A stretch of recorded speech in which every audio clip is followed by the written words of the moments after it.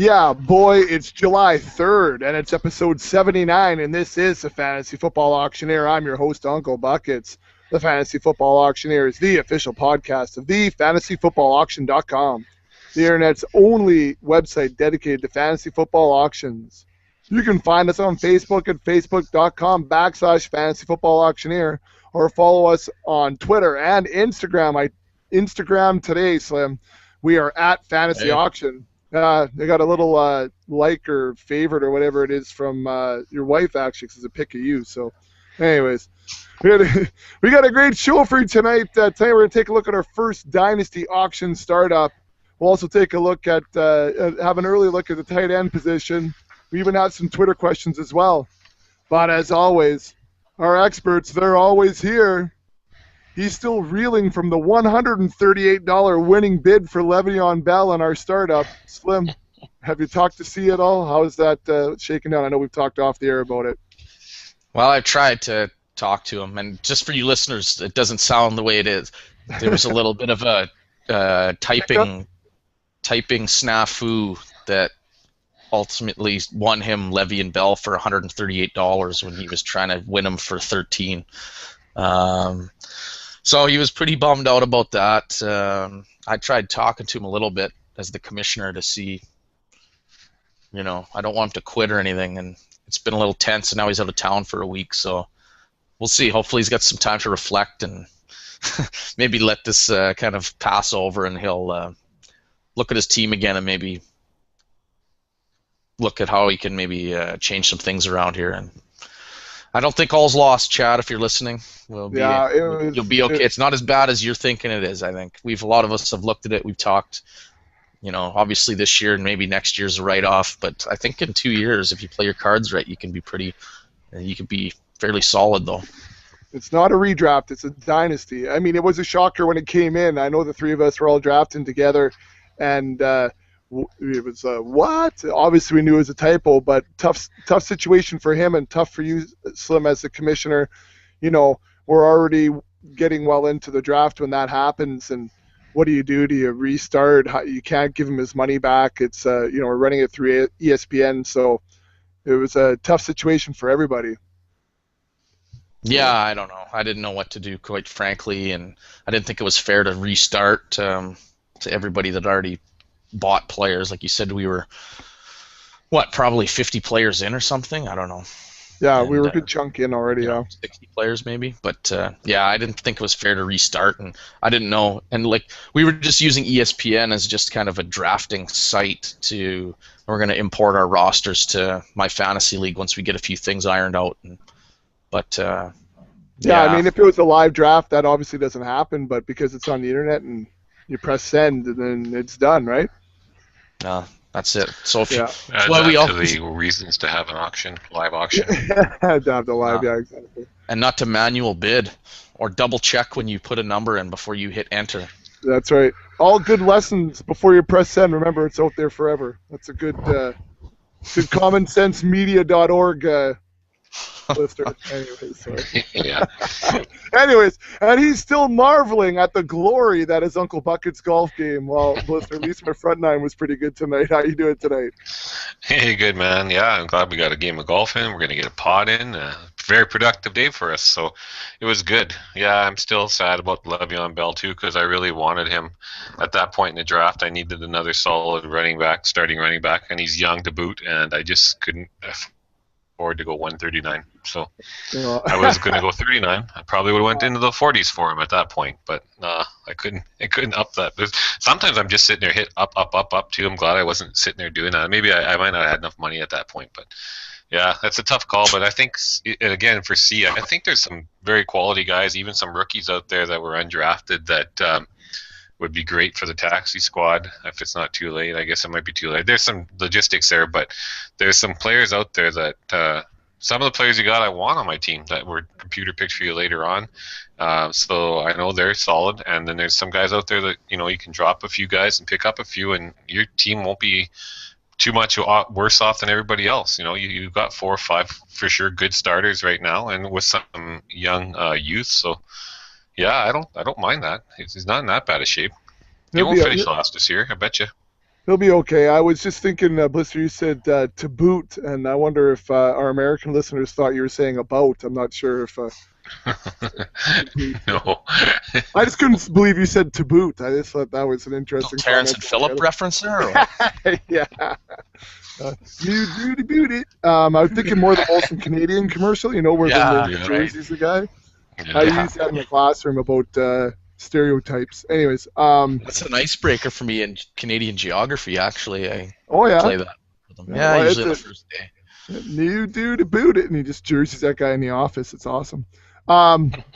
Anyways, let's get into it, guys. If you guys are ready, then I'm ready. Let's cock the hammer. It's time for action. So, like I said, we've got a great show for you today.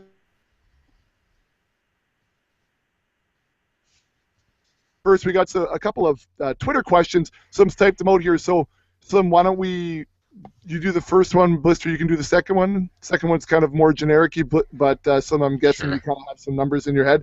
But if Blister, we can both touch on both too. It's probably pretty easy. You're right. Anyways, Jason Millette at Falkbird asks, pick 3 for a PPR keeper league. So, Blister, we got it on the script. Zach Stacy at 5. I got the script up. Come on. I know you're typing right now. I can see it. Time at the dance here. Zach Stacy $5, Nick Foles $5, Dennis Pitta $5, T. Williams at $5, Dougie Martin at $33. He's got a $200 budget. So pick 3 of those keepers: Stacy, Foles, Pitta, Williams, Martin. Slim, go. Well, I think Martin still is a value at 33, so I would keep him. I think Foles for sure at $5. He's got high upside there for $5. Pitta, I'm not keeping a tight end of that in that tier range. You could draft him for less than $5.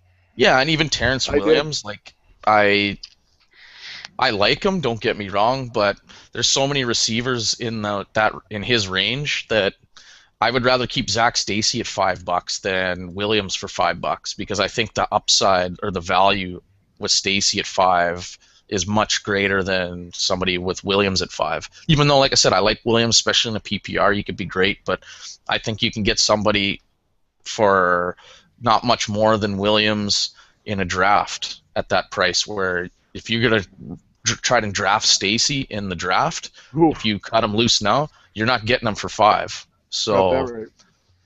You'll end up still with 2 solid backs and a young quarterback that's hopefully going to be top 5 this year. And there you go, draft some receivers. Shouldn't be a problem.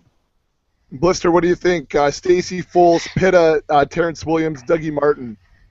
I keep Stacy for 5 because the price, like Slim said, is just too good to pass on that. Even though there's a lot of question marks and it's kind of a crowded backfield in St. Louis, but I mean $5 and he should be the number 1 guy at least for the start, and hopefully can keep that reign on number 1. So you got to take him. I guess Foles for $5. I mean, you got a fairly young quarterback, and it's not a lot to spend. I mean, you're nickel and diamond if you're going to cut him loose and think you're going to get somebody cheaper. You could get somebody for $3 or $4 or $2, but it's a bit of a gamble. And is it really worth it? I mean, you got your quarterback, a starter locked up for $5. That's pretty solid. And after that, it's tough. I mean, a tight end, Dennis Pitta for $5. I agree with you guys. You can probably not worry about him. You might still be able to pick him up in the draft or something later on. But tight end's one of those positions. Like if it was a true stud tight end like Gronk or Graham or even Julius Thomas this year, probably I'd definitely maybe say save them. But Pitt is a guy that hopefully could have a year, but at the same time, there's a lot of other guys out there that could perform as well as him for $5 or less. And then I'll skip Terrence Williams. I mean, Terrence Williams, we haven't seen much of him yet. We don't have a very good sample size. You'd hope that he's going to be worth the $5 and worth more than that, but you really don't know.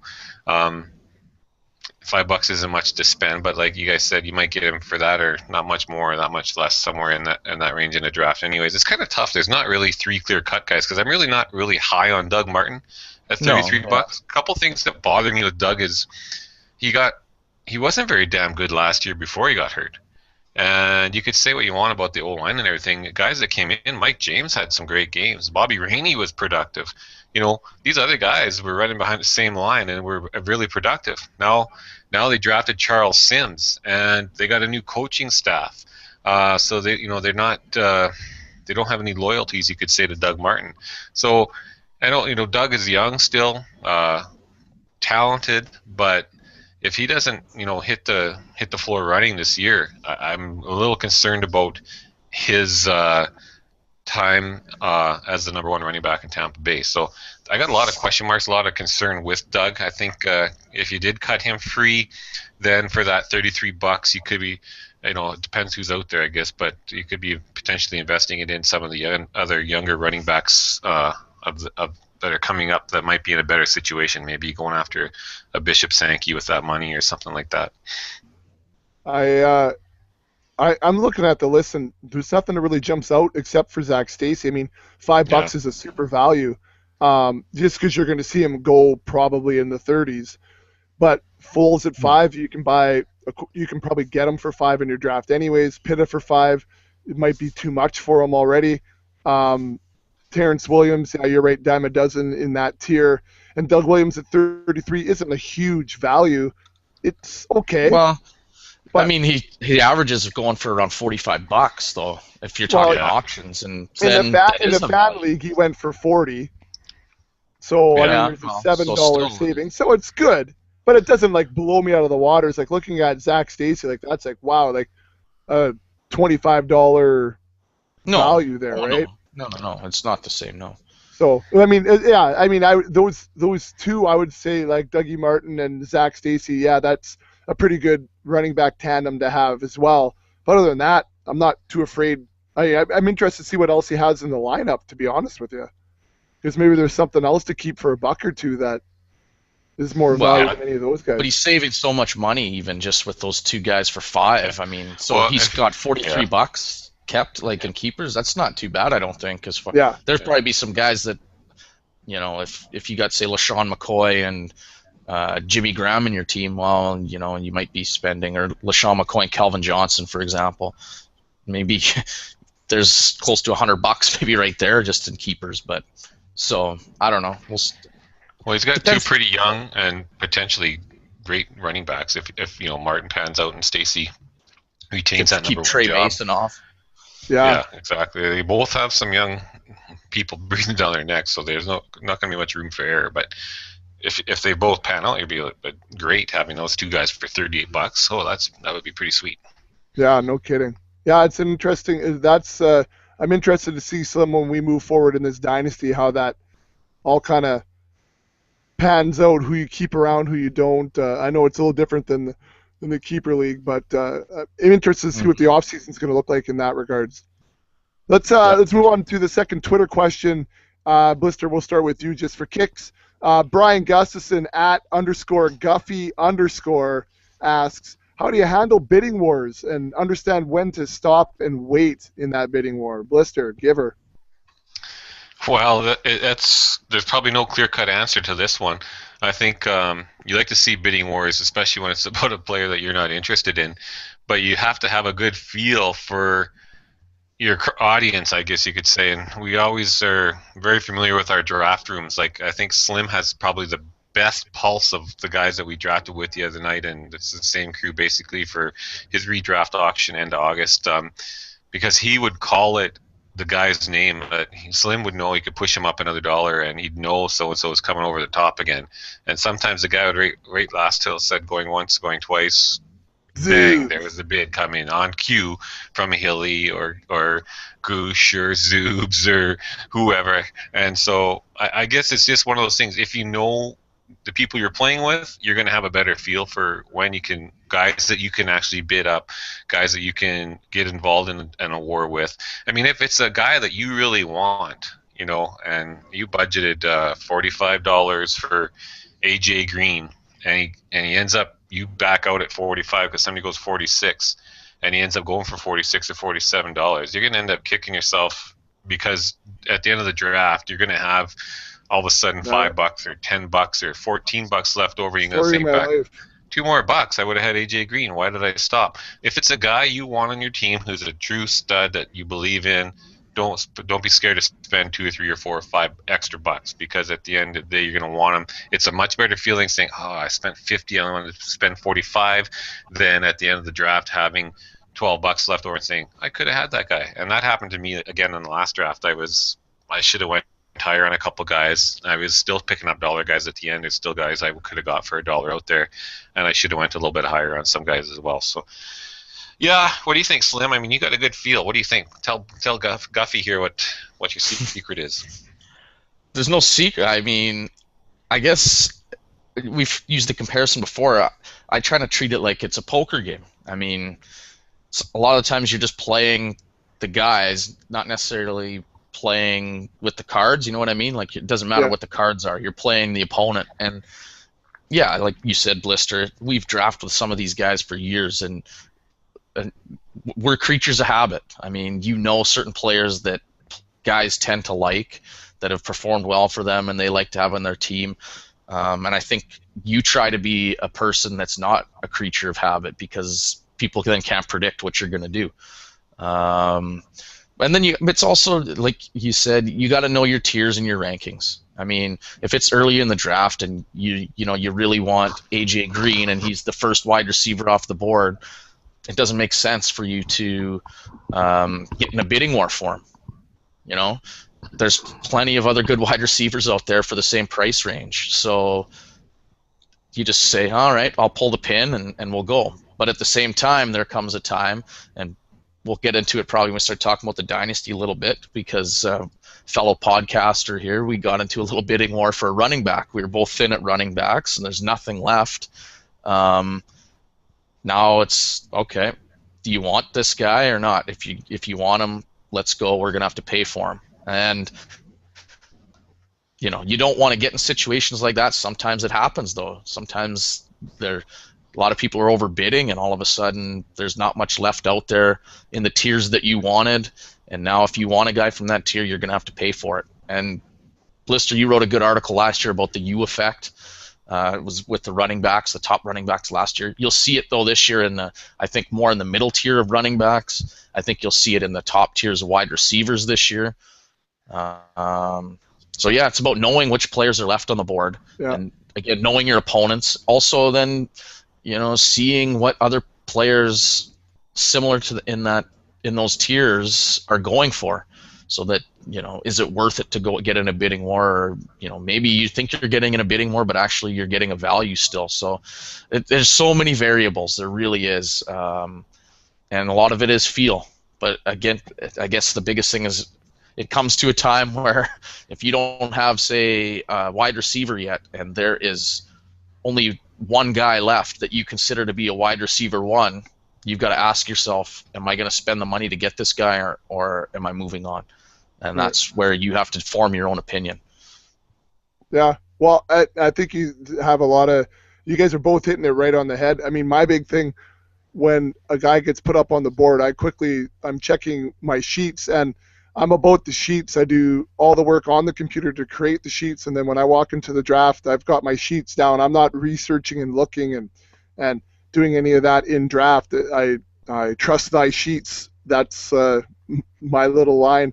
But I look down right away. I'm willing to spend this much on them, and then away we go. And then, Slim, you're right. You don't want to be predictable as far as your bidding and those types of things go. So sometimes on guys that I'm not interested in, I'll give them a one up early in that going once, going twice, and so then guys maybe are thinking, oh, I didn't know Buckets was interested in this guy, and then other times I'll just quick bid right off the top too, just so guys think, oh, I didn't know he was going to be involved or whatever. So I'm always trying to be active in the bidding in different situations, just no matter who the player is. Exactly, just so that it, like you say, like poker, like any one hand I could be playing at any given time, right? And it's not really formulated. It's just like get involved in almost every guy, just so that nobody really knows what you're up to, And sure. And then you have to be able to think quick on your feet, I think, as well when it comes to understanding those bidding wars. If I go a couple extra bucks here, what does that do for the rest of my draft? And if I don't go the couple extra bucks and I can't get that wide receiver one slim like you're talking about, what does that mean for the rest of my draft? And quickly being able to scan and look, there's the, if I don't go wide receiver one here, is there enough at the 2 and 3 position to make up for that? And then I can save that money and maybe push for another RB1, or something along that lines. And that's where being involved in every pick and scratching names off the list or writing names down or whatever the case may be, so that you always know what's available now. And it's not, oh, I missed that because you were being too lazy before. So that's one thing about the auction. You have to be alert and awake all the way through. You can't just be thinking to yourself, well, I'm at, 14 picks from now, so I'll sit and wait and see what's available. So exactly. I think those are the big things for me when it comes to bidding wars. But I know I'm a stickler for my budget, and it gets me in trouble sometimes. And I mean, we'll talk about it in the Dynasty too. It's the same thing. I stick to my budget. No, I'm not willing to spend that on this guy, even though I have nothing. But then quickly trying to plan B, C, or D, and I was pretty happy with the way my rookies turned out. So I'm okay with that. But anyways, those are the things I do when I'm in a bidding war. Anything else on those Twitter questions? No, I think we covered them pretty.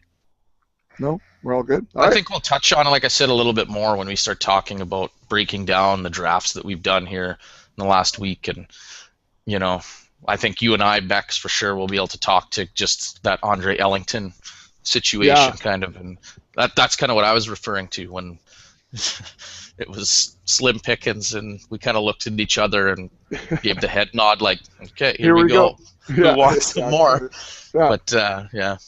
All right. Well, before we get into that, let's just talk quickly about the fan league we had Saturday night. So it was a busy weekend of drafting for me. My wife was going crazy. She's like, "Isn't it June? Why are you doing 2 drafts this weekend?"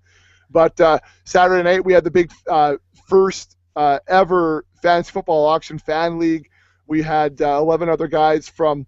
Well, you'd think, from North America. No, from all over the world. It turns out on Saturday night to do this live draft on ESPN, right? Yeah, that's what we did it on.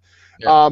But it was neat to hear guys saying, "Oh, good, at the end of the draft, it's time for me to go to bed." It's 5 o'clock in the morning. We had a guy from Hawaii that was on the draft. Shout out to Kiwi, one of our loyal followers from New Zealand. He was pumped because it was the middle of the afternoon for him. And so we had guys from Canada, guys from the U.S., guys from, continental U.S., Hawaii. We had all the way overseas in New Zealand as well. So it was an international flavor, and it was a lot of fun just to kind of be able to chat it up in the chat room with some of these guys. So, Slim, anything about the guys in general? I know you kind of set up the league. It seemed to come in pretty fast and furious for guys to get on that list. Yeah, no, it filled up quick, which is good, and I know we already got a waiting list for another one, and we weren't sure if we were going to do more or whatever, but I think we'll probably try and shoot to do one here sometime in the middle of July, hopefully, and I don't know, hopefully either myself or Blister will be drafting in that one, and I think it went really well. Like you said, you did the draft, so you can probably talk to a little bit more about how that went, the actual draft itself, and what your team looks like. But as far as the guys showing interest and everything, it was awesome, and it seems like we got a real good mix of guys, like you said, from all over the place, which is good. It makes for good banter and a little bit of trash talk, which is nice. And it's just fun to do drafts with a bunch of like-minded kind of auction fans, but people that we don't know, because we're used to drafting with the same guys, and it's just kind of fresh to meet different people and get different takes and get different banter and trash talk going a little bit, and it's exactly fun.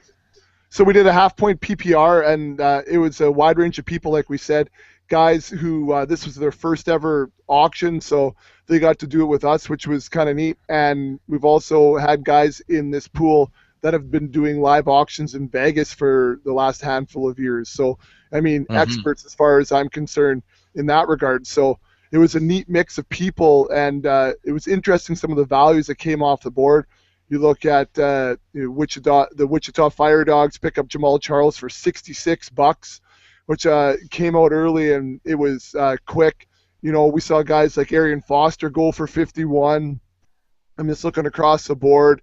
AP for 57, so it was running back heavy for sure. Jamal Charles being the most expensive running back coming off the board. When I was going to approach this league, because it was a half-point PPR, I gave that some kind of regard, but I was looking to get two upside, maybe RB2s, but who could finish as RB1s. That's kind of what I was gunning for. So I end up with DeMarco Murray and Le'Veon Bell as my running backs. And Slim, we were texting back and forth. We were talking that it would be great if we could get those, two guys in that tier for under $80, and I picked up those two for $81. So I was pretty happy with that. And then at the wide receiver position, I got Julio Jones, who I pulled the trigger on fairly early at $42. I got Pierre Garçon for $20, who I was happy with. And then I have a list of receivers that I can work with at that flex or wide receiver 3 position. My quarterback was Russell Wilson. I was pretty happy at $6. I had a little bit of money floating around, so I could do that. My tight end was Dennis Pitta for now, but we also picked up Charles Clay late, which I might end up working more in. Picked up a couple rookies, Andre Williams, Terrence West. Took a late round flyer on Andre Brown, and then, like we talked before, I got stuck having money left over, which kind of kicked me into pants because I could have picked up maybe a better wide receiver 3, but I picked up my last player to spend all my money, Brandon LaFell. So I hated having a little bit of leftover money, and I was kicking myself. I lost sleep over that night. So, Blister, any comments on my team? If you look at my starters, Wilson, DeMarco, Le'Veon, Julio, Garçon, and probably looking at Golden Tate or T.Y. Hilton as my wide receiver 3, maybe Cecil. What do you think? That sounds pretty solid to me. Who'd you say your QB is? Russell Wilson. Yeah, that's a pretty good starting squad right there. You got some definitely top tier guys at receiver and running back. Who's your tight end? Bex? Who's your tight end? Dennis Pitta or Charles Clay. Oh, that's good too. Yeah, that sounds like a pretty damn good draft. Like, I can't pull that draft up in my stuff because I don't have a sign-in, but no, that sounds like a pretty solid team right there. And then, going for the DSTs, there was some of these defenses that went for $2-3, and we made a couple jokes in the chat room about how they weren't listening to Blister on the podcast, and it got a couple chuckles. But I looked at the Jets, and I picked them up maybe mid-draft because I know in the first week they play the Raiders. And all I really care about if I'm streaming the DST is who's playing the Raiders week 1. So to me, that was a great value at $1 because away we go. I don't care about anything else. I picked up the Chiefs last year on the waivers, ran them for 10 or 12 weeks, and got rid of them. So you play the Raiders week 1, I think that's going to be that's a DST 1. It's a good defense to target for sure for week 1, yeah. Well, no, but that's right. That's the thing. If you're looking at defenses, I don't know, the strength of schedule and whatever, we've talked about it before. Those top end defenses never end up in the top 5 anyways. So why not already take a look at the schedule and see who's got an easy week 1 and 2, let's say, and target that and be streaming from there. So. Anyways, it was lots of fun to do the draft, guys. I want to thank all those guys for coming out. We had almost everybody showed up, so we did end up having a couple bots, but it's a free fan league, right? I know, but it's a free fan league, so what are you going to do? And you hope they're going to show up, and you can't just figure out a way of... That was the one thing that I was not happy about, but... Well, and the unfortunate part is that they had signed in earlier so that they had a spot, right? So their names were in there, the whole bit. So they had registered and then just decided not to show up. So that was unfortunate because had they not registered previously, we probably could have got on Twitter right away and had guys fill those spots because we had guys waiting. So that was the unfortunate part. Let's hope they had some technical difficulties or a storm or something took out That's their why I power, was reserving maybe. judgment, right? You don't know what happened. Who knows? And you know what? To be honest with you, the bots didn't really play like bots too much. So it didn't really, because there was 10 guys that were very active, and there was a lot of high bids out there, so it wasn't like it became a major factor. So anyways, I'm excited to see how it's going to go. I'm excited for week 1 to see how that. I like the lineup personally. I don't like that I left some money on the table, but I think my starters rival anyone in the league. I'm pretty excited about how it ended up. If Julio comes out healthy and if DeMarco and Le'Veon Bell get the touches that they're supposed to get, I'm going to be pretty pumped about that roster. So, anyways, let's move on to some other rosters. Let's move on to Sunday night. So that was Saturday night. So Sunday night we did our first Dynasty startup auction, and what made this startup all the more interesting is we added IDP to it. Someone was really looking to make this feel like an NFL management type of a situation. So we're starting 2 defensive linemen, 2 linebackers, and 2 DBs as well. So we upped the overall budget to $250 to help compensate for that. And then we also went super deep. We went to 35 rounds. So it was a long night affair. The 3 of us all got together and drafted in the same room, even though it was on ESPN. So that made things kind of fun as well. So I guess first thing, Slim, why don't you talk to the listeners about what it was like setting up the league? I don't know if you want to talk about my fantasy league. What are some changes you might make, likes, dislikes, just some general feedback as the commissioner of the first ever auction startup for us. Yeah, it's the first Dynasty league that I've ever set up, and the first time I've set up a league in my fantasy league. So that was posed some challenges.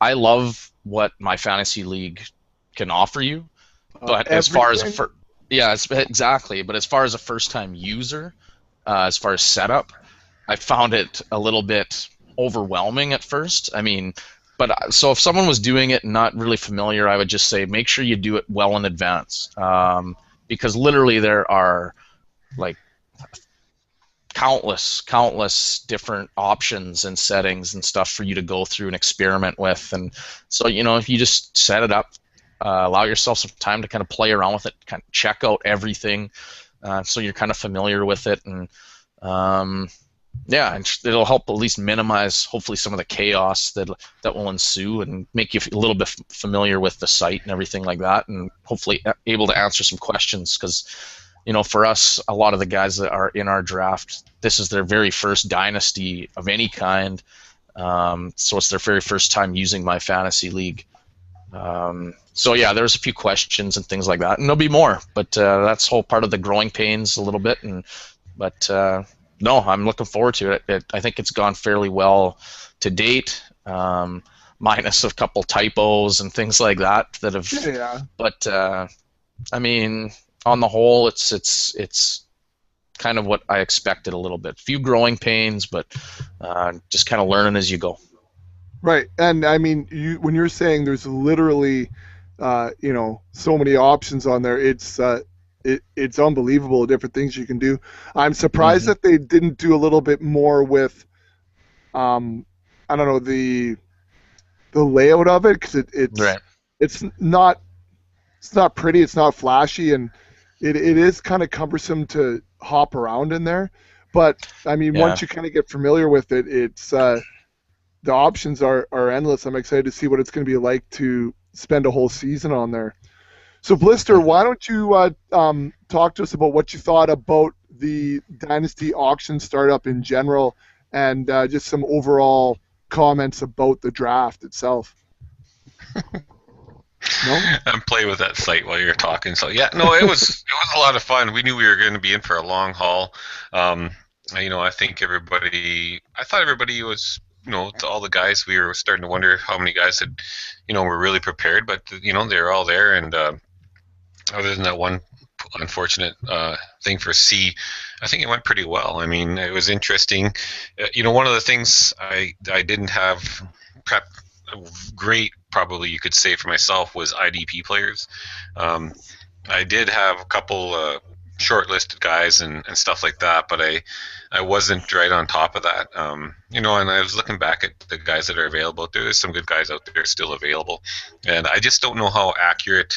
The biggest thought for me was it was a few years now since we had an IDP league that we played in, so I haven't really paid as much attention to it. Of course, when you have as busy as we are with our fantasy football, and if you're not doing IDP, you don't just, I don't know, I don't just Yeah, stay you on leave top it of it alone. Yeah. just for fun because I have too much crap going on every week trying to set lineups and keep on top of injured players and wheel and deal trades and hit the waiver wire by Wednesday, so there's so much going on that you just don't have time to think about it. But I just wonder how accurate those things are. I look every year at guys, running backs that were top 10 the year before and how they do the next year, and kind of look at a 2 or 3 year cycle and stuff like that, and receivers, and we've talked extensively about that. I just don't know how that applies to IDP, So I was able to look up just based on last year's stats, what the top IDP players at, D-line, linebackers and stuff like that, what they scored according to the scoring. And I was surprised, in some situations, like a top linebacker was scoring kind of a relevant or equivalent, you could say, to a running back 10 overall or a wide receiver 10, which was quite surprising in the non-PPR. But I just don't know how that carries over from year to year. So I don't know. If I had more time, I guess I would have looked into that. But I'm not really worried about it. I know in the other IDP league we played in, I picked up and dropped IDP guys like fast, and Yeah. quick, Like kickers. And I wasn't too worried. Yeah, It's exactly. like kickers, yeah. So I wasn't too concerned about that. I hope that doesn't affect my season, but I think the ones I got are fine for now, anyways. But other than that, no, it was a great experience. Slim did a great job, and I think you'll have a few headaches, of course, managing this. I think he's already started off with a couple, but once everybody gets more familiar with it, I know I've done a mock on my fantasy league. I start on Tuesday. No, maybe it's Monday. When's the 7th? Monday, right? Sure. I start the Fish Bowl. Scott Fish has a whole pile of leagues on there. I think he's got 100 and shoot, I should have pulled it up. Maybe 180 experts and 60 fans, or 160 experts and 80 fans or something in leagues that start drafting, slow draft starting on Monday. So that's on my fantasy league, so that'll be good. And then Slim and I, we got the big draft in mid-August on there too. So we'll become quite familiar with the use of the site before this is all over, and so will everybody else in our league here. So that'll be good. Yeah. Well, and I think it's going to be interesting to run through that. I thought the Dynasty draft in general was long, but that was expected. I was a little bit nervous coming in about the IDP situation because, like you say, Blister, we're not in the know necessarily. And I hit up some people on Twitter, so thanks to some of you guys for trying to help me out. But what was really a little bit nerve-wracking for me was the idea of auction IDP. It's easy to find information on IDP. Like the research is not necessarily a big deal. And even Dynasty IDP, okay. But what is the auction value? Like Blister said, if they're the equivalent of an RB1 or a wide receiver one as far as a linebacker, are you paying $50 for them? Well, no way. But where's the drop-off? How do you tier them? What type of budget allotment are you designating to the IDP? Are you drafting for the bench? Are you not? And those were a couple of things too, Slim. Just I guess if we're going to comment about the draft in general, it's unfortunate that we didn't have it dialed in as unlimited by position. It's too bad that they default that you have to get only 8 guys or whatever it. And that's what you get for using a site like that, though. Yeah. I mean. 8 wide receivers only. Okay, great. So I wanted to get another wide receiver and I couldn't. So now I'm stuck, and that's part of the reason why I had a little bit of money left over at the end, because now I have to fill my IDP positions because that's all that's left on the roster, and you can't stock your lineup with extra RBs or wide receivers. So that was a little bit frustrating, but whatever. I mean, I'm really pumped about my team in general. I'm not so pumped about my starters. Running back position's a little thin, but we'll get to that. But my rookies, I'm jacked about. So why don't you, give a quick little rundown of some highlights of your team and what you like and what you don't like for the listeners out there. So if they're getting into their startups right away. Well, I'm just going to pull up kind of the budget that I wanted to go into the draft with, just to kind of use as a guideline. But when I went into this draft, I kind of said we had 250. I knew I was going to go fairly cheap at quarterback, as per usual. as far as running back, I wanted to go fairly cheap at run. Shouldn't say fairly cheap. Thinking of the prices, I kind of thought that guys would maybe go for less than what they typically go for in a standard auction, simply because there's more risk for long-term success. So, if I'm going to spend money, say $40 on a player, I think I would rather do it on a top wide receiver than a top running back, just because I think a top running back has a greater chance of getting injured and has a shorter shelf life. Well, that wasn't the case once the draft started. Guys were spending money like crazy on running backs, and actually the very first person nominated was AJ Green, and I got him for $44, which was a little more. I wanted to spend $40 on my wide receiver one, but I thought that getting AJ Green, who's arguably the best Dynasty wide receiver, I thought getting him for $44 was still fairly good value. So I kind of went that route, and then I was like, okay, I'll wait on running backs, which the prices of running backs never really dropped. So then I found myself not having bought in a player for probably about 100 picks, actually, almost. And I think we were commenting, like, there was a few of us there that hadn't picked in a while. And then it was Cordell Patterson came, Floyd, Ladarius Green. I ended up, all of a sudden, Trent Richardson was one of the best running backs left on the board, and I got him for $15, where I wanted to spend $35 on my top running back.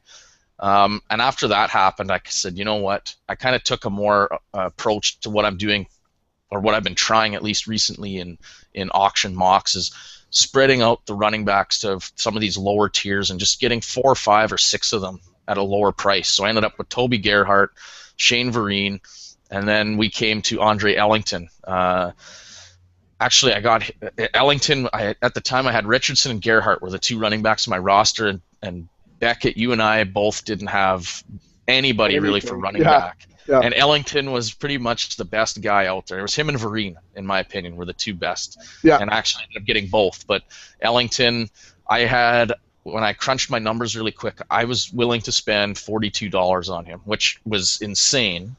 I would never recommend that out of the gate, but at that point in the draft, I figured my budget was still more or less intact, and I had all this extra money. So I thought, you know what, with all this extra money, if I need to, I can throw it on this one position to ensure that I get some decent depth at the position.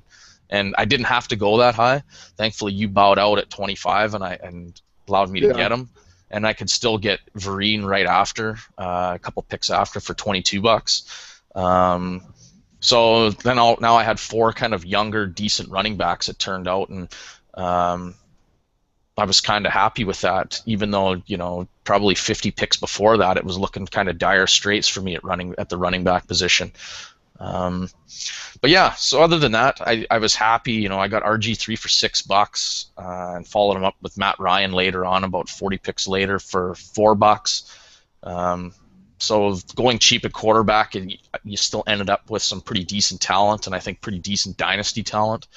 I was happy with the IDP guys. The only downfall is Blister was talking about how I was trying to get a good read on guys so that I could upbid, while our resident Bears fan nominated Aaron Donald fairly early, and I tried to bid him up and got stuck with him for $2, which is not what I wanted at all, but we'll have to do a little work there on the waiver wire, see if maybe I can trade him. But yeah, other than that, I was fairly happy with my team. My tight ends were all fairly young. Ladarius Green was cheap, $5. Kelsey for $1, and who's my third again? Dwayne Allen for $1.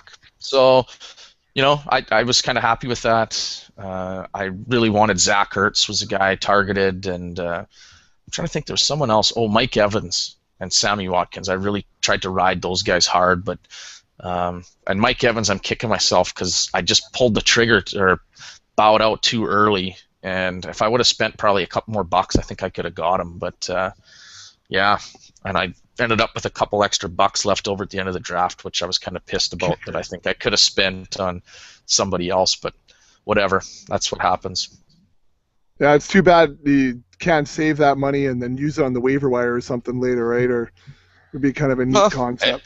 we could set it up like that. Yeah, I mean, just a kind of a neat concept. You could, well, I'm happy with my team right now. I'll hold on for a few bucks and use that later on in the season or something. I don't know if that Yeah, actually exists out there. I'm sure it does. it Anyways, does. Yeah. Blister, what do you think about your team? How do you think it shook out Sunday night?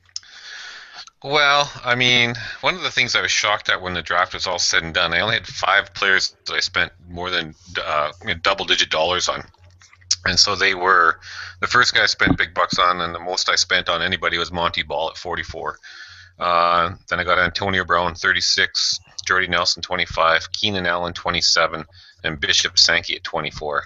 And after that, the most expensive guy was Tom Brady at 7, and then everything else was below that, mostly 3, 4, $2 and stuff like that. But when I was just looking through some of the rosters. I like how they got them on my fantasy league, broken down by position. They're all put together quite nicely. And one of the concerns I have with my team right now, for this season, anyways, is I have potentially 2 starting running backs, Monty Ball and Bishop Sankey. That's it. And then after that, I need something to happen. I have a good feeling about Bryce Brown, but things have got to happen for him to take a prominent role. It's not going to happen soon. Terrence West, I kind of like him, but they're talking running back by committee. I'm not too worried about Ben Tate. I think Terrence West can be there soon, but I think Isaiah Crowell has a good chance to take touches there too. Step Van Taylor could be a goal line back, but it's not going to do a whole lot for me in PPR. Denard Robinson, who knows? He could be a little Darren Sproles type. He might be okay, but what really worries me is out of that whole mix, I put 2 of the guys I drafted at running back on my bench, Charles Simpson and Andre Williams on my bench. So I think, my taxi, sorry. So I have nice depth, but not necessarily right for this year. But I think going down in the future, I mean, Monty Ball is only entering year 2. Bryce Brown is young. Bishop Sankey's a rookie. Terrence West is a rookie. Charles Sims is a rookie. Andre Williams, although he's not a pass catcher, is a rookie. But I'm not worried about that.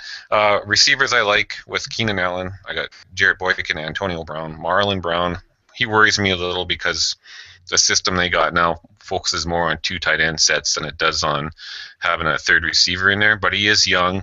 He had a pretty good year last year, 7 touchdowns. I think Stevie Smith is only going to be there for a little while, but Marlon Brown might have been a guy maybe I should have considered him for the taxi squad. Marvin Jones had a great year last year. If he can continue to be the second fiddle to AJ Green, he should still see a lot of single coverage and be potentially a good player. Jordy Nelson, obviously. So we have 2 flex positions, so and 2 starting receivers. So Keenan Allen and Antonio Brown and Jordy Nelson. There's the 2 starting receivers in one of the flex positions every week for sure. So that's nice. I just wish I would have had another running back that could potentially field the other one. But I do have also got Kenny Stills and Robert Woods. So again, young. There's some potential there. Don't have any of those guys on my bench. The other spot that's a little scarce right now, Dennis Pitta is my starting tight end. I drafted Austin Seferian-Jenkins, put him on my taxi squad though, so I can't access him for a while. And Adrian Robinson should be the starting tight end for the Giants, but he's going to be coming out of nowhere. If you look at any rankings, he's ranked quite low.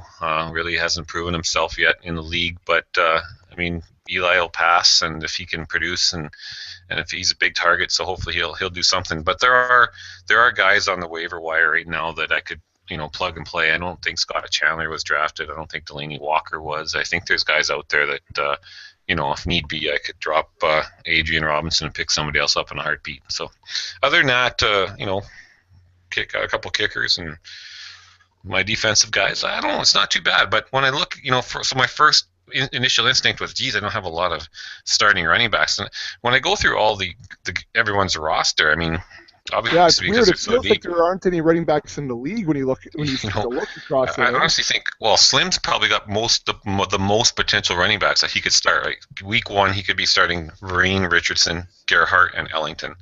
Now, as much as he probably doesn't like all those names as much as he would obviously like to have McCoy and Charles and some of these other names, he does. He's out of all the rosters I looked at, he's got clear cut 4 guys that are number ones.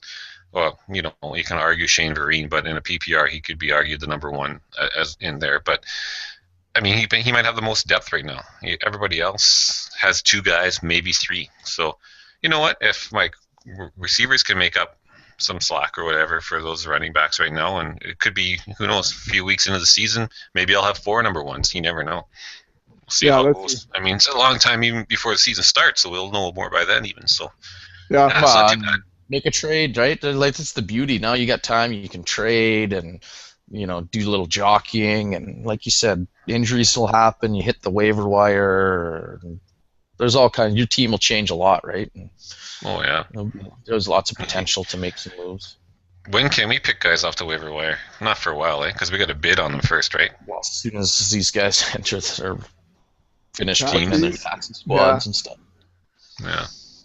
Well, so was going through my team, like I was saying, I'm really pumped about my rookies. If you look across any Dynasty site, my rookies are high on anybody's list. It just, I mean, I thought I might be able to draft a team that, well, and maybe it could still, but win now and down the road. But my running backs are quite thin. I mean, right now, Joique Bell, Frank Gore, Fred Jackson, Pierre Thomas, D'Angelo Williams, Danny Whitehead.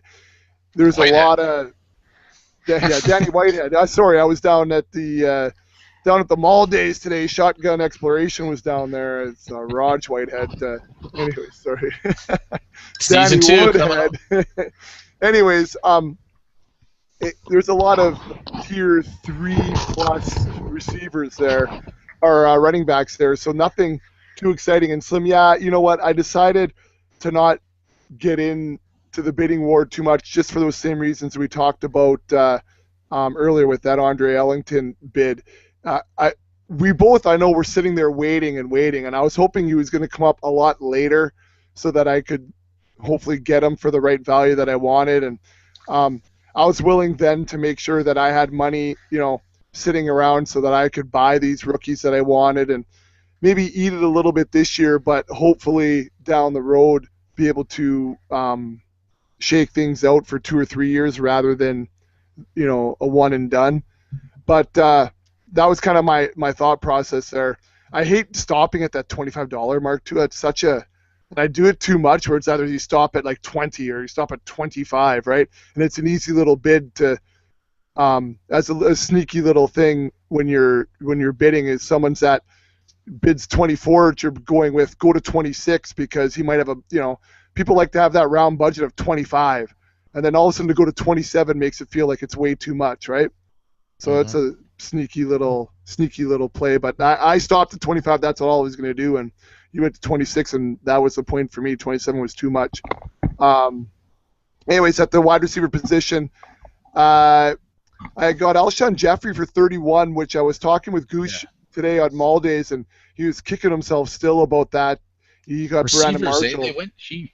Yeah. After, the running backs were high and the receivers were less than what I thought they would kind of go for, which was full good for us. PPR. I got Alshon for 31, and I got Pierre Garçon for 26. So for $57, wide receiver 1 and 2 there, I was pretty happy about that. And then I got Colston. I got Golden Tate again. I got Terrence Williams, so I'm pretty happy about that as well. At the tight end position, I picked up Heath Miller, which a lot of people are looking at a lot of upside this year, so I was pretty happy with that. And then it was about the rookies this year, really. And I'm happy about those picks with Odell Beckham, Brandon Cooks, Jordan Matthews. We continue to look down the list. I have where else do I have? I'm skipping up and down. Carlos Hyde. To look at my taxi, I have Carlos Hyde. I got Freeman. I got Mettenberger. I've got Bortles. Even Jason Amaro I picked up. So I've got a long list of good wide receivers at the rookie position, but just rookies in general moving forward that, maybe I can plug away this year and make the playoffs and be happy with that. And hey, we're always gunning for a championship, but looking 2-3 years down the road, if half of those guys pan out, all of a sudden my roster is going to look pretty good, because old Frank Gore will be, looking from the bleachers, but I should have a lot of good running backs coming in from behind him. So That was poorly worded. I had to say one. I had to have one slip there. Anyways, that was a quick look at my team. I am pretty happy. I'm happy with the wide receivers. I'm happy with my rookies, and it's going to be about trying to make some trades maybe for the running back position. But it's okay. The running backs are just not great. But I don't know. Guys are going to want to trade for my rookies, and you two already gave me a couple of pokes. Hey, what about this for a trade for this rookie? And I don't know if I want to move them really. It'd have to be pretty juicy trade. I got a question for you. How come you put Devonta Freeman on your taxi? Like, I'm just looking at this and what you have for running backs and his potential to be an impact player, maybe at the start of the season, versus maybe a guy like Odell Beckham, who, another rookie you could save on your taxi. But, you got a lot of good receivers that you probably, and you know how rookie receivers produce versus potentially a rookie running back. Yeah, well, if you had any. The idea there, I think, I taught it was a toss between Freeman and Beckham, to be honest with you, but I was just looking if I have to pull one guy up for my taxi squad. I don't know. I'm not too worried about that, and he's gonna have to be doing something on a regular basis for me to pull him up there anyways. But I like to think that Beckham has the potential to be more active throughout the year, and I may need to wait 4, 5, 6 weeks for Freeman to do something. So I thought if he's sitting on the taxi for a while, and if I have to pull him up because he's doing something, then I'll pull him up. I just thought the guys that I have on my active roster have more potential week 1 to be producing than waiting on it. So that was kind of the thought process there. I think Freeman has more potential to be doing something week 1 than Odell Beckham. Yeah, and I just compare him. Carlos Hyde even. Yeah. Hey, you know what? I'll pull him up from the taxi, whatever. You know what I mean? I'll drop. Listen. There's going to be a lot of work right now. As soon as this waiver wire is open, I'm dumping. ESPN forces you to have 5 defensive linemen. See ya. 5 DBs. See ya. You know what I mean, or whatever. Yeah. Those guys are gone. Yeah, maybe I got Laurinaitis. I got Khalil Mack. I'm happy there. Gerard Mayo, Von Miller. I even have Markevius Mingo. Like, I got good linebackers, but some of those guys have got to get the hell out of here so I can make some room for the taxi to move up for waivers. And that was the one frustrating thing is that I'm forced to put a guy like Freeman down, Blister, into that position because I have to hold right now these linebackers. And I don't know. I don't want to put the linebackers down there. I'm going to drop them, and then I have nobody. Yeah. And, you're going to probably need a quarterback. Wow. And again, I'll just pull Bortles up or I'll grab someone from the waiver wire. But Nick Foles is my quarterback. As a dynasty quarterback, I'm pretty happy with that. I got Foles for $8 and I got Bortles for $3. So for $11, I have a lot of future kicking around there too. So. Yeah. I didn't mention I got Teddy Bridgewater when we were talking about some of the rookies we got, but I got Bridgewater and I got Tom Brady and Josh McCown. So I think Bridgewater will sit and wait. We'll see how he develops, but I'll be running Brady obviously mostly every week, and Josh McCown potentially if there's a good matchup for sure the bye week. Yeah, well, and I was interested in looking at Brady too. I thought he'd fall for good value in a dynasty, and I thought I'll pick up someone like Brady for $2 or $3 and then have a couple extra bucks to pick up someone like Bortles. So I was more than willing to do that, and because I had a little bit extra money, I could hit the Foles as well. So that was good. That was good too, right? Foles is high on a lot of dynasty charts because he's young, but I don't know. I don't love his sample size, so it's been one great year, and I ran him last year, but yeah, I don't know. I like him a lot though. I maybe more than most. I don't know. I just feel like the sample size is small, but he's only going to get better, and the production, like Chip Kelly isn't changing his offense. Right. They're not. That's what they're going to do. So he's probably going to throw more interceptions, things like that, but the volume is going to be there, and the productivity is going to be there. So that doesn't scare me much at all. But yeah, Yeah, I mean, Yeah, I'm you not too definitely worried need to about get him there, but someone else as just a backup, even just for bye week. But I mean, wow. before it gets too picked over, because I got to, well, who knows? There's quite a few guys that are probably happy with their quarter. I mean, I'm not going to pick anyone else up. I've got two, as most guys do. But it was just, that was a big changer for me, though, too, just how cheap everybody went. Like, I planned on streaming QBs, and I am going to stream QBs, but now I'm going to stream Robert Griffin and Matt Ryan versus, I was thinking, Andy Dalton and Phillip Rivers. I mean, I like what I have right now, and it allowed me to say, well, you know what, with my other quarterbacks, I just very, very late, I took Kirk Cousins and Logan Thomas. Kirk Cousins, I'm just waiting for him to his contract to run out in Washington and hopefully get signed by some team who desperately needs a quarterback. And Logan Thomas, he's a project. I'm hoping he can sit for a year under Carson Palmer and learn how to be an NFL QB, and maybe in 2-3 years he's kind of a Colin Kaepernick type athlete or Russell Wilson type athlete. That we'll see. But yeah. So Slim, is it going to be just a waiver wire on this? Like once everything's set up and it's running, and say you can start making moves. I'm throw a date out there, August 1st or something. Will it mean then the first Wednesday of August we would have to get bids in, or is that going to be a big pain in the butt for you? I want to set it up every week, just like it would be normal. Because I don't have to do it. The site will do it. Oh, okay. I was going to say, for you, that would be a friggin' headache. That'd be a full-time job. I'd keep you busy. So the site, okay, so like now we're looking at having, this is our franchise, this is our league for an entire year. Is that, like, what kind of a budget will we have then for? $1,000. And it'll be $1,000 for the entire year. So if I want to make a trade next February, or sorry, pick a guy up off the waivers next February, will it just stay open? There'll be periods where it's closed off. Okay.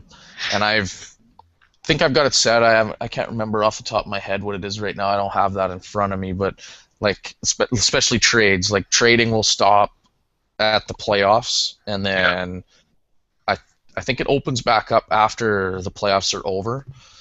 And waivers, I think, is done until after the NFL draft or something like that, or after we do our rookie draft. I can't remember exactly. I'll have to double check on that. But yeah, there'll be a couple dead periods where there would be no roster movement, though. You're frozen more or less. But that's good. Even for waivers, right? Like we won't have waivers for the playoffs. We typically don't do that. But, that's right. And then it'll open up again after. Okay. Whatever. Yeah, it shows on the calendar blister on my fantasy league. If you go to September, for instance, it says here's game 1 Thursday. Here's where the blind bidding starts. Here's where it ends. Like, it has all that right on the calendar. Injury reports when they come out. Blah blah blah. So it's kind of neat. Again, it doesn't look pretty, but now I know, Slim. Apparently, you can customize my fantasy league and whatever, right? So you can actually buy templates and stuff, right? I think there's guys that sell templates to make them look pretty. Oh, probably. I think there's a ton of free ones though too. But anyways, it's interesting to be able to play around with it. Guys, listen. I don't know what you're interested in here. It's been an hour. We've talked about this stuff, which I think is all really valuable for guys who are heading into drafts. Would you be willing to move the tight end position to next week with the quarterbacks? Sure. I think that's a good idea. Rather than spending another half hour talking about tight ends here. Did we talk about quarterbacks already? Yeah, maybe. We still have running backs to do. I think we got running backs left. We can leave tight ends for something. You know what, next? They're pretty easy. After we get off the air, we'll talk about it, but we can leave them. If it's an hour already, there's lots of draft advice in there, thoughts and trends. I mean, if you can sit there and do a mock draft for an hour or two, or you could listen to us and you could kind of filter in all the experience we've had from the last 2 actual auctions that we've been in, and should be as valuable, if not more. Well, the idea of the thought process going into it, right? Like, I don't know. I mean, even just things like Slim was talking about what he had budgeted. When I went into that Dynasty, I mean, I was looking to spend $90 on running backs or on my running back 1 and 2. and my wide receiver 1 and 2, I was going to spend $80.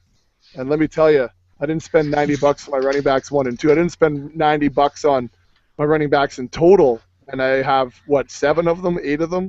Yeah. That could come back to It's tap my 'cause they're earth. garbage. Well, I got a lot of great flex players. Yeah. So hopefully, Hey, one of them versatility's good though. That's right.